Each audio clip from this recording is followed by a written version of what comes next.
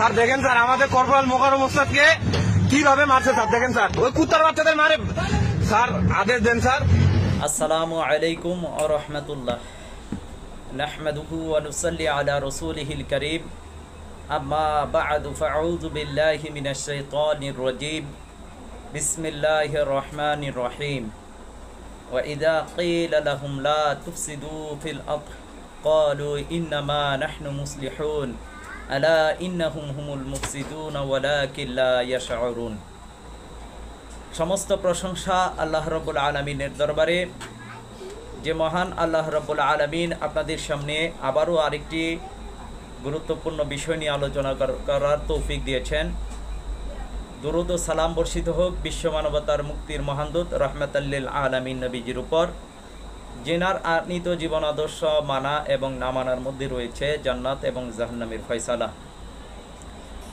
সম্মানিত দিনী ভাই ও বোনেরা, আমাদের আজকের আলোচনার বিষয়বস্তু হচ্ছে চূড়ান্ত গণহত্যার পূর্বেই কি চট্টগ্রাম বাংলাদেশ থেকে আলাদা হয়ে যাচ্ছে? আপনারা জানেন, আমরা বরাবরই আপনাদেরকে ভারতীয় উপমহাদেশে গজওয়াতুল হিন্দের ব্যাপারে, গজওয়াতুল হিন্দের চূড়ান্ত যুদ্ধ এবং চূড়ান্ত গণহত্যার বিষয়ে সতর্ক করে আসছি। যেমনইভাবে 2017 সাল থেকে ইমাম মাহমুদ হাবিবুল্লাহ এই ভারতীয় উপমহাদেশের প্রত্যেকটি জনগণকে আসন্ন গজওয়াতুল হিন্দ এবং তৃতীয় বিশ্বযুদ্ধ সম্পর্কে সতর্ক করে আসছেন। তারই ধারাবাহিকতায় আজকেরও আলোচনাটি একটি সতর্ক বার্তামূলক আলোচনা। আমরা আপনাদের সামনে আজকে আলোচনা করব যে চূড়ান্ত গণহত্যার পূর্বেই চট্টগ্রামকে এবং রংপুরকে বাংলাদেশ থেকে আলাদা করার গভীর ষড়যন্ত্র করা হচ্ছে এবং সেটি বাস্তবায়ন করার জন্য ভারত একের পর এক ষড়যন্ত্র করেই যাচ্ছে। যারই ধারাবাহিকতা আপনারা দেখলেন গত 2-3 দিন যাবৎ কি দর্শন কাণ্ডকে কেন্দ্র করে যে অস্থিতিশীল পরিস্থিতি তৈরি হয়েছে, যেখানে সড়ক অবরোধ থেকে শুরু করে মুসলিম ব্যবসায়িকদের বাড়িঘর এবং ব্যবসা প্রতিষ্ঠানে আগুন লাগানো হয়েছে। ইভেন আমরা দেখলাম যে মসজিদ পর্যন্ত জ্বালিয়ে দেওয়া হয়েছে। শুধু কি তাই, চট্টগ্রামের সেনাবাহিনীর উপরে আক্রমণ করা হয়েছে, অনেক সেনা কর্মকর্তা আক্রান্ত হয়েছে। আপনারা ভিডিওর প্রথমে যেই ভিডিওটি লক্ষ্য করেছেন, সেখানে একজন সেনা কর্মকর্তাকে, একজন সেনা সদস্যকে আক্রান্ত করা হয়েছে। তার শরীর থেকে, মাথা থেকে রক্ত ঝরছে। এমনকি আপনারা বলতে শুনতে পারতেছেন যে স্যার দেখেন স্যার আমাদের কি অবস্থা করা হয়েছে। সেই সময় বলা হচ্ছে যে আমাদেরকে মারছে, আর তখনই একজন বলতেছে কুত্তার বাচ্চাদের মারুক। অর্থাৎ একজন ঊর্ধ্বতন কর্মকর্তা এই কথাটি বলেছে বলে আমরা মনে করি। আদেশ দেন, সৈন্যরা বলতেছে যে আমাদেরকে আদেশ দেন। অর্থাৎ সেনাবাহিনীরা আধুনিক অস্ত্র সুসজ্জিত থাকলেও পার্বত্য চট্টগ্রামে তারা অস্ত্র ব্যবহার করতে পারতেছে না। মেরুদণ্ডহীন একটি সেনাবাহিনীতে পরিণত হয়েছে। দেশের সার্বভৌমত্ব, স্বাধীনতা আজকে নষ্ট হওয়ার পথে। যেখানে সেনাবাহিনী হচ্ছে একটি দেশের জন্য গর্ব, একটি দেশের মেরুদণ্ড হচ্ছে সেনাবাহিনীরা। সেই সেনাবাহিনীরা যখন নির্বিচারে মার খাচ্ছে, আর তখনও তারা অস্ত্র ব্যবহার করতে পারতেছে না, উপর থেকে সেই নির্দেশনা দেওয়া নেই। এমনকি তারা বলতেছে স্যার আদেশ দেন, কিন্তু তাদেরকে আদেশ দেওয়া হচ্ছে না, বরঞ্চ বলা হচ্ছে যে কুত্তার বাচ্চাদেরকে মারা হোক বা মারুক। এই যে গালিটা দেওয়া হলো, এটি আপনারা প্রথম থেকেই লক্ষ্য করবেন। বাংলাদেশের হলুদ মিডিয়াগুলো এই সংবাদগুলো প্রথম থেকেই ধামাচাপা দেওয়ার চেষ্টা করেছে। এমনকি সংবাদ প্রসার করে নাই। সোশ্যাল মিডিয়াতে, ফেসবুক, ইউটিউবের মধ্যে কিছু মানুষের প্রসারণার কারণে পরবর্তীতে কিছু হলুদ মিডিয়া সংবাদ পরিবেশন করেছে, কিন্তু এমনভাবে সংবাদ পরিবেশন করছে যে পাহাড়িদের বাড়িঘর মুসলমানরা জ্বালিয়ে দিচ্ছে। অথচ প্রকৃত যে সত্যটা সেটি তারা আড়াল করতে চাচ্ছে। যে সত্যটাই পাহাড়ি আদিবাসী বা উপজাতি যাই বলেন, যদিও তারা এক এক সময় এক একটা দাবি করে, এক এক সময় তারা দাবি করে তারা আদিবাসী, আবার কখনো কখনো দাবি করে তারা উপজাতি। কিন্তু আমরা বলতে চাই দেশের সকল নাগরিক হচ্ছে নাগরিক, এখানে আদিবাসী বা উপজাতির ভিত্তিতে ভাগ করার কোনো সুযোগ নেই। এখানে পাহাড় এদেশের সম্পদ, রাষ্ট্রীয় সম্পদ। এই পাহাড়ে এদেশের প্রত্যেকটি জনগণ অবাধ যাতায়াত করতে পারবে, পাহাড়ি জনগণও এই সমতল ভূমিতে মিলামেশা করবে এবং তারাও এখানে এসে বাড়িঘর করতে পারবে। আর বাংলাদেশের সাধারণ জনগণ পাহাড়ে গিয়েও বাড়িঘর করতে পারবে, এই এখতিয়ার রয়েছে প্রত্যেকটি নাগরিকের। কিন্তু আমরা দেখি বাংলাদেশের যতগুলো পাহাড় রয়েছে, পার্বত্য চট্টগ্রাম থেকে শুরু করে, রাঙ্গামাটি চট্টগ্রাম থেকে শুরু করে, খাগড়াছড়ি থেকে শুরু করে সিলেট, সকল জায়গাতে পাহাড়গুলোতে আপনারা দেখবেন যে পাহাড়গুলোর মূল নিয়ন্ত্রণে আছে উপজাতি বা আদিবাসীরা। আর যারা সরাসরি আপনার ভারতের পক্ষ থেকে অথবা চীনের পক্ষ থেকে বা আমেরিকাদের পক্ষ থেকে আর্থিক সামরিক সকল সহযোগিতা তারা পায়, তাদের স্বার্থকে টিকিয়ে রাখার জন্যই তারা কাজ করছে। এদেশের পাহাড়গুলোকে তারা দখল করে রেখেছে। পাহাড়ি জনগোষ্ঠীদেরকে এই উপজাতি বা আদিবাসীরা শোষণ করতেছে, তাদের অর্থ তারা আত্মসাৎ করে আপনার, অথচ মুসলিমদেরকেই তারা নির্যাতন করে, নিপীড়ন করে, তাদের অধিকার থেকে তাদেরকে বঞ্চিত রাখে। যদিও প্রশাসন বা সরকার এই ব্যাপারে কোনো পদক্ষেপ নিচ্ছে না, অথচ সমতল ভূমির কোনো মানুষ যদি পাহাড়ে গিয়ে বাড়িঘর করতে চায় তাদেরকে দেওয়া হচ্ছে না। অথচ পাহাড়ের যে লোকগুলো তারা পাহাড়ে অবস্থান করে তারা সেখানে মাদক ব্যবসা থেকে শুরু করে, অস্ত্র ব্যবসা থেকে শুরু করে, চোরাচালান থেকে শুরু করে অসংখ্য অবৈধ কাজ করে, এমনকি সার্বভৌমত্ব স্বাধীনতা বিকে দেওয়ার মতন কাজ তারা করে। আপনার একটি ভিডিও যদি লক্ষ্য করেন দেখবেন সেখানে ডক্টর মোহাম্মদ ইউনূসের উদ্দেশ্যে এখান থেকে আমরা আওয়াজ তুলছি যে যতক্ষণ অব্দি পার্বত্য চট্টগ্রাম ভারতের অন্তর্ভুক্ত না হয় ততক্ষণ অব্দি সেনাবাহিনী পার্বত্য অঞ্চল থেকে প্রত্যাহার করতে হবে। সেখানে দেখেন যে পাহাড়ি উপজাতিরা প্রকাশ্যভাবে চট্টগ্রামকে ইন্ডিয়ার অন্তর্ভুক্তি করার জন্য তারা প্রকাশ্যে বলতেছে। কত বড় স্পর্ধা! তারা রাষ্ট্রদ্রোহের মামলা তারা খায় না, তারা জঙ্গি না, তারা প্রকাশ্য অস্ত্র মহড়া দিচ্ছে, প্রকাশ্যভাবে বাংলাদেশের সার্বভৌমত্ব স্বাধীনতার বিরুদ্ধে কথা বলতেছে।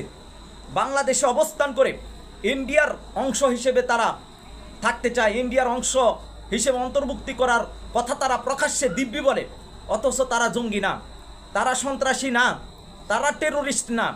যখনই কোনো মুসলিম বাংলাদেশের ভিতরেই শরিয়া চাই, খেলাফত চাই, কোরআন এবং সুন্নাহ অনুযায়ী রাষ্ট্র পরিচালনা করার কথা বলে, তখনই তারা জঙ্গি হয়ে যায়।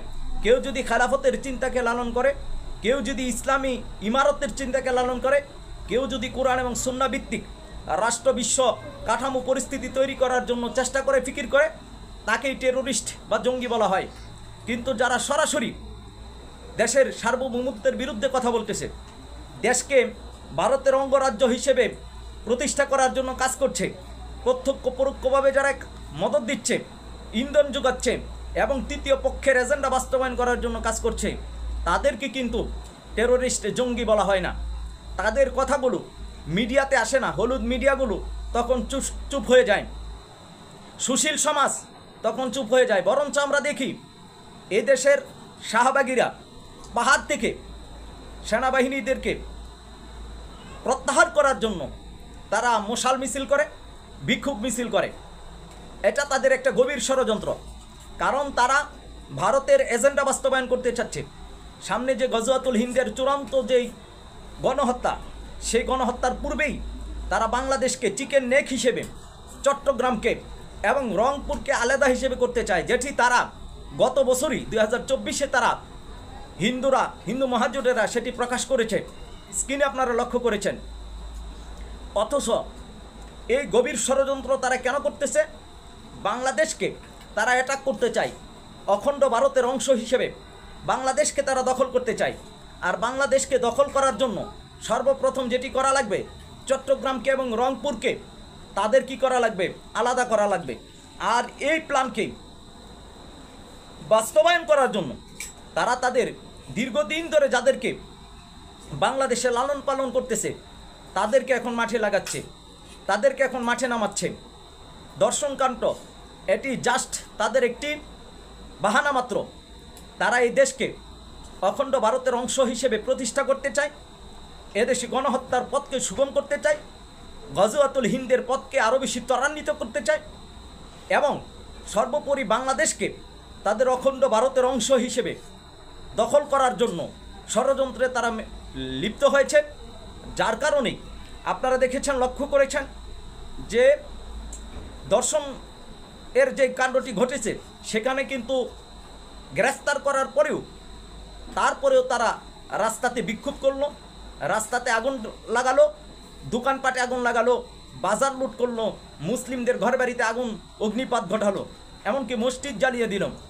এইগুলো কিন্তু হলুদ মিডিয়া প্রচার করে না, এইগুলো কিন্তু প্রকাশ হয় না।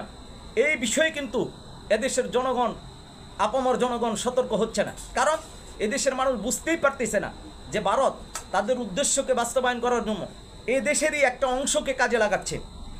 প্রথমেই ভারত এই দেশে আসবে না, প্রথমে ভারত তাদের এজেন্ডা বাস্তবায়ন করার জন্য তাদের যে লোক আছে, তাদের যে সমর্থক আছে, অখণ্ড ভারতের স্বপ্ন যারা দেখে তাদেরকে তারা সর্বপ্রথম মাঠে নামাবে, তাদের দ্বারা বিশৃঙ্খলা তৈরি করবে এবং একটা পর্যায়ে ভারত সামরিক অভিযান পরিচালনা করবে।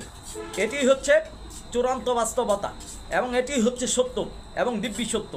এজন্য চূড়ান্ত গণহত্যার পূর্বেই তারা চট্টগ্রামকে এবং রংপুরকে বাংলাদেশ থেকে আলাদা করতে চাচ্ছে, যার কারণে তারা পাহাড়ের সশস্ত্র গোষ্ঠীগুলোকে দীর্ঘদিন পর্যন্ত ট্রেনিং দিয়েছে এবং বর্তমানে উত্তপ্ত পরিস্থিতি করে যে কোনো একটা ঘটনা ঘটিয়ে তাদেরকে মাঠে নামাতে চাচ্ছে এবং চট্টগ্রামকে রংপুরকে আলাদা করতে চাচ্ছে এবং বাংলাদেশের মধ্যে আক্রমণ করতে চাচ্ছে। এই কথাটি আমরা আপনাদেরকে বলতে চাচ্ছি, চট্টগ্রাম, রংপুর এবং সারা বাংলাদেশেই তারা সামরিক অভিযান পরিচালনা করবে, অখণ্ড ভারতের অংশ তারা করবে। গজওয়াতুল হিন্দের চূড়ান্ত যে যুদ্ধ সেটি খুবই কাছাকাছি মনে হচ্ছে। ইমাম মোহাম্মদ হাবিবুল্লাহ এই বিষয়ে জাতিকে সতর্ক করছেন যে অতি দ্রুতই আপনারা বাংলাদেশকে দেখবেন গণহত্যার দিকে চলে যাচ্ছে। এখানে যে গৃহযুদ্ধ এবং গণহত্যা আসন্ন সেটি আজকে আর মনে হয় না ব্যাখ্যা করে আপনাদেরকে বলা লাগবে। এজন্য বাংলাদেশের আপামর জনগণকে আমরা উদ্দেশ্য করে বলবো যে আমাদেরকে এখনই সতর্ক হতে হবে, গজওয়াতুল হিন্দের বিষয়ে সতর্ক হওয়া লাগবে। ইমাম মাহমুদ হাবিবুল্লাহ যেহেতু গজওয়াতুল হিন্দের আল্লাহ প্রদত্ত আমির, তাই ওনাকে মেনে নিতে হবে, ওনার কাছ থেকে পরামর্শ নিয়ে কখন কি কাজ কিভাবে করা লাগবে, কি দিক নির্দেশনা উনি আমাদেরকে দেন, জাতিকে দেন, সেটি আপনারা ফলো রাখা লাগবে, যোগাযোগ রাখা লাগবে এবং ইমাম মোহাম্মদ হাবিবুল্লাহকে মেনে নিয়ে ওনার দিক নির্দেশনা অনুযায়ী আমাদেরকে কাজ করে যেতে হবে। তাহলেই কেবল আপনার সামনে মুসলিমদের বিজয় আসবে। আর যদি আমরা এই ক্ষেত্রে গাফেল হয়ে যাই তাহলে আপনারা তো আজকে দেখতেছেন এদেশের সেনাবাহিনীকে মেরুদণ্ডহীন করে রাখা হয়েছে। আপনার এই দেশের সেনাবাহিনীকে নিজের আত্মরক্ষা করার অনুমতি পর্যন্ত দেওয়া হচ্ছে না। সামনে যখন এই দেশ আক্রান্ত হবে তখনও যে সেনাবাহিনীরা কিছু করতে পারবে না, এই বাহিনীর ভিতর থেকে তারা যে দেশের জন্য সার্বভৌমত্ব স্বাধীনতা রক্ষার জন্য কিছু করতে পারবে না, সেটি আশা করি খাগড়াছড়ির ঘটনা থেকে আপনারা বুঝতে পেরেছেন। সামনে আপনারা দেখতে পারবেন যে এই বাহিনীরা, যদিও কিছু অংশ দেশপ্রেমিক রয়েছে সাধারণ সৈন্যরা, কিন্তু তাদের উপরে যারা ঊর্ধ্বতন কর্মকর্তারা রয়েছেন তারা কেউ না কেউ, আপনার কেউ ভারতের দালাল, কেউ চীনের দালাল, কেউ আমেরিকার দালাল, কেউ বা রাশিয়ার দালালি করে। আর যারা দেশপ্রেমিক তারা আপনার তেমন কোনো কিছু করতে পারে না, আর ইসলামপন্থী যারা রয়েছে তারাও তেমন কিছু করতে পারে না। তাই আমরা বলবো যেই সমস্ত দেশপ্রেমিক এবং ইসলামপ্রেমিক ভাইয়েরা প্রশাসনের ভিতরে রয়েছেন, যে কোনো ডিপার্টমেন্টে থাকেন না কেন, আপনাদের কাছে আমরা ইমাম মাহমুদ হাবিবুল্লাহর বার্তা পৌঁছে দিতে চাই। আমরা আপনাদেরকে আশ্বস্ত করতে চাই যে কেবলমাত্র ইমাম মাহমুদ হাবিবুল্লাহর মাধ্যমেই এই ভারতীয় উপমহাদেশে গজওয়াতুল হিন্দের যুদ্ধের মুসলিমদের বিজয় আসবে। এজন্য আপনারা আল্লাহ প্রদত্ত আমির ইমাম মাহমুদ হাবিবুল্লাহকে ওনার বিষয়ে পড়াশোনা করেন, ওনার সাথে দেখা করে কীভাবে গজওয়াতুল হিন্দ যেহেতু একটি প্রতিশ্রুত যুদ্ধ, এই যুদ্ধে মুসলমানদের যেহেতু বিজয় হবে এবং প্রতিশ্রুত নেতা ইমাম মাহমুদ হাবিবুল্লাহ আল্লাহ প্রদত্ত নেতা, তার মাধ্যমে আমাদেরকে সামনে এগোতে হবে, তার মাধ্যমেই গজওয়াতুল হিন্দের দিক নির্দেশনা নিয়ে আমাদের কাজ করতে হবে। তাহলেই কেবল আমাদের বিজয় আসবে। চূড়ান্ত বিজয় তো ইমাম মোহাম্মদ হাবিবুল্লাহর মাধ্যমেই আল্লাহ তাআলা ভারতীয় উপমহাদেশের মুসলমানদেরকে দান করবেন। যেহেতু যার মাধ্যমে মুসলিমদের বিজয় আসবে তাকে মেনে নিয়ে তার দিশা দর্শন অনুযায়ী, তার দিক নির্দেশনা অনুযায়ী আমরা যদি কাজ করতে পারি, তাহলে আল্লাহ তাআলা সামনের যেই গণহত্যা এবং সামনের যে জাতিগত কিয়ামত সেটি থেকে মুসলিম উম্মাহকে হেফাজত করবেন। তাই আসুন আর দেরি না করে এখনই আমরা ইমাম মোহাম্মদ হাবিবুল্লাহর আনুগত্য স্বীকার করে ওনার দিক নির্দেশনা অনুযায়ী কাজ করার চেষ্টা করি। আল্লাহ সুবহানাহু ওয়া তাআলা সেই তৌফিক আমাদেরকে দান করুন। আমিন ইয়া রাব্বাল আলামিন। আসসালামু আলাইকুম ওয়া রাহমাতুল্লাহ।